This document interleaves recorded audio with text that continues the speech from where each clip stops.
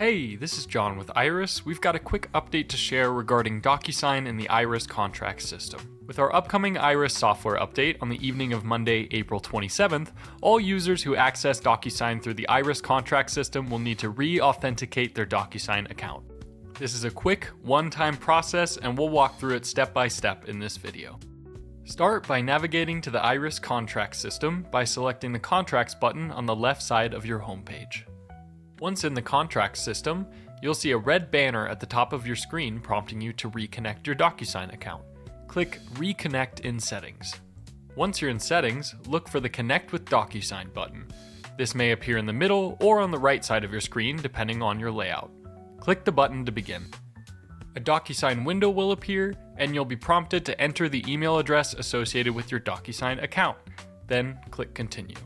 Next, enter your DocuSign password and click Log In. If you don't remember your DocuSign password, you can use the Reset Password option below to reset your password through DocuSign. After logging in, DocuSign will ask how you'd like to receive a verification code. You can choose to receive the code via text message, phone call, or if you'd prefer to receive it over email, select Choose Another Method and select the email option on the next screen. Once you receive the code through your chosen verification method, enter it in the verification field to continue. In some cases, DocuSign may prompt you to set up a passkey for faster logins in the future. This step is entirely optional.